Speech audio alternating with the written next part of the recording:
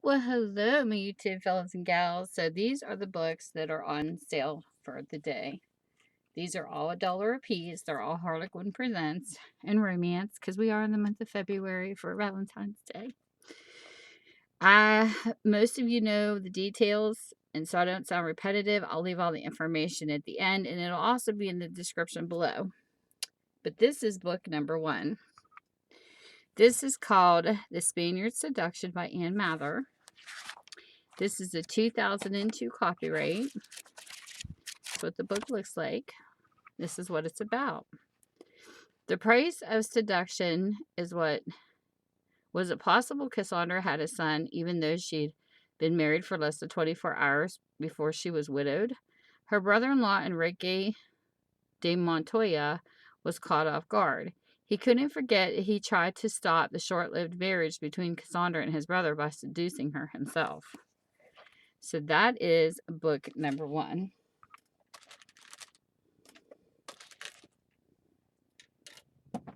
Book number 2.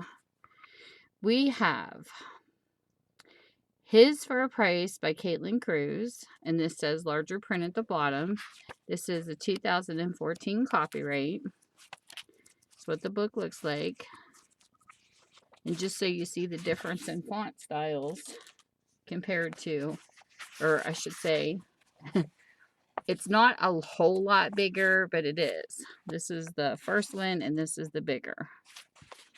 So I guess you can read it a little better. And this is what the synopsis is about.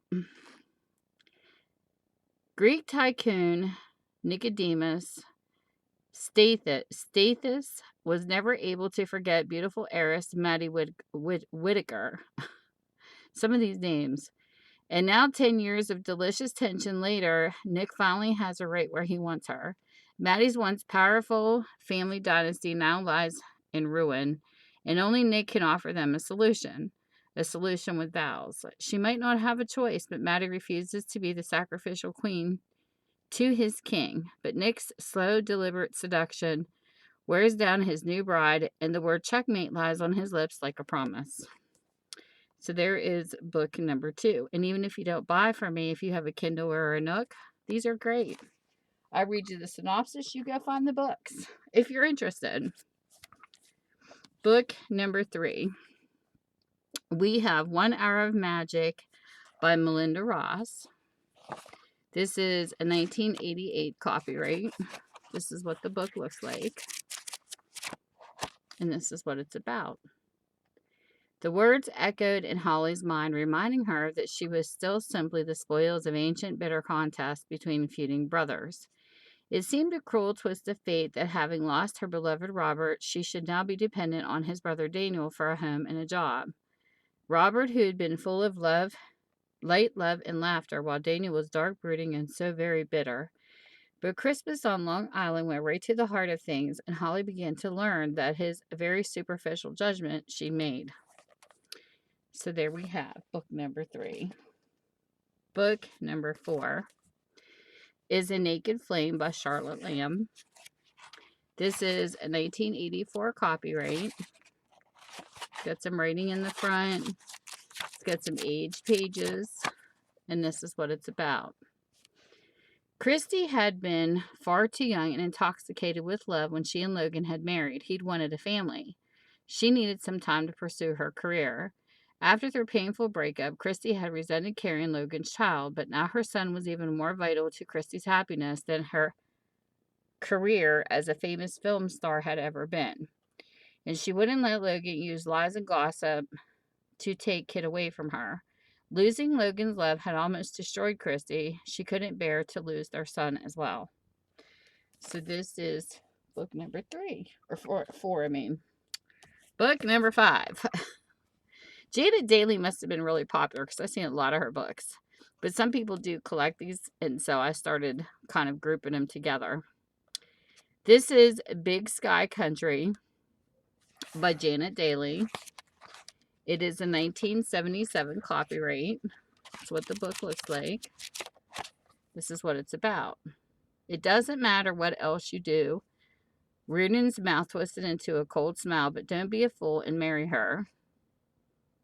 I think it's how you say his name, Riordan, I don't know, had made his disapproval of Carrie, his brother's fiancée, quite obvious. Yet Jill, Carrie's roommate, was determined to do anything she could to help her friend, even if it meant setting a trap for Riordan. Jill was beautiful. She could have any man she wanted, but Jill challenged him. Riordan turned the tables on her. So there you go. Book number 5. Book number 6, we have Accidental Baby by Kim Lawrence. This is a 1999 copyright. That's what the book looks like. And this is what it's about. When Jo had problems, she always turned to Declan Rafferty, who was gorgeous, sexy, and highly eligible. But to Jo, he was simply her best friend. So crying on his shoulder after a failed romance, Jo was shocked to find herself wanting more from Dylan than friendly words of advice. She wanted him to make love to her, and he seemed to want the same. But their one stolen night had unexpected consequences. Jo was pregnant and not at all sure how Declan would react. Declan, however, had no doubts at all. They would get married for the baby's sake. So there you have book number 6. Book number 7. We have Untamed by Carole Mortimer. This is a 1984 copyright. Some writing in it. That's what the book looks like. That's just my post-it note. And this is the synopsis, what the book's about. Sometimes forewarned is not forearmed. He had an easy charm and the ability to make Kelly feel as if she was the only woman in the world, but wasn't that just part of his act? Kelly wouldn't allow herself to fall in love with a man like Rod Bartlett, a man who could so calculatingly seduce her innocent cousin Kathy and then discard her for another woman until she too became dispensable. But Rod's performance was flawless. Before long, even Kelly wanted to believe he was kind and sensitive man who'd fallen in love with her. So there you have it. Book number 7. Book number 8. Darkness into Light by Carole Mortimer. This is a 1985 copyright. That's what the book looks like. This is what it's about. Danny breached the complex security system at Sutherland Estate and sent the new owner into a tailspin. Yet once she got to know the deeply passionate man behind the wall of suspicion, she realized that to Pierce Sutherland, seclusion was more than a haven. It had become a self-imposed prison. Only fools take chances, Pierce warned, but no matter what forces had shaped him, Danny's heart refused to be ruled by threats. She knew that falling in love held risks. She'd never been faint-hearted before and wasn't about to start now. So there you go, number 8. Book number 9. We have Enemy in the Camp by Janet Dailey. This is a 1980 copyright.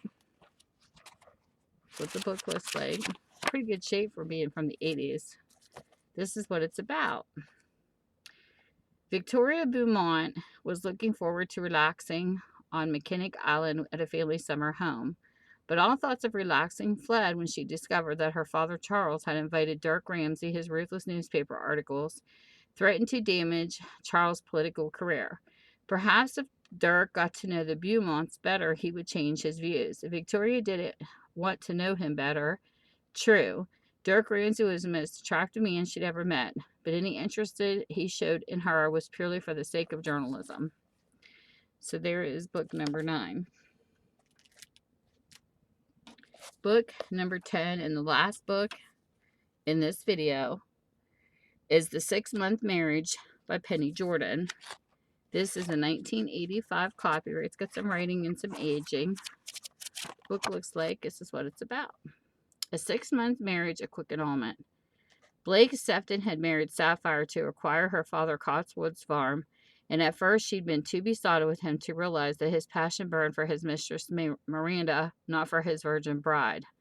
Then Sapphire had discovered Blake's secret love letters, and the reason he'd been unable to bring himself to share his wife's bed, painfully disillusioned, she'd run away and divorced him. Now, 4 years later, she was considering remarrying Blake temporarily to ease her dying father's mind. After all, Blake hadn't desired her before, so what would he want with her now? So that is book number 10. I own a used bookstore, and I was trying to save books from the landfill. So I would pick out books, and then people would drop books off. So now I make a living selling them as a used store for the time being. So if you're interested, everything will be in the description below. And what you can do is get a hold of me at Minda's Bookstore and More on Facebook. Or you can email me at tammysmakeuptreats@gmail.com. And if you like these, I will post them for an entire month. And at the end of the month, I purge the books from my store and donate them to a local thrift store if they don't sell. Or some I put in we have a community yard sale in June, so I put some there too. But other than that, if you are a Kindle and Nook and you don't read real books, then you can look these up. And what I do is I post your order at my Etsy store, and then you can go pick it up. It's that simple. You can pay for it through PayPal. You can use whatever desire. It's just like checking out of Amazon. So with that, whatever time zone you're in, I hope you're having a great day, and thank you for watching this if you made it to the end. Bye.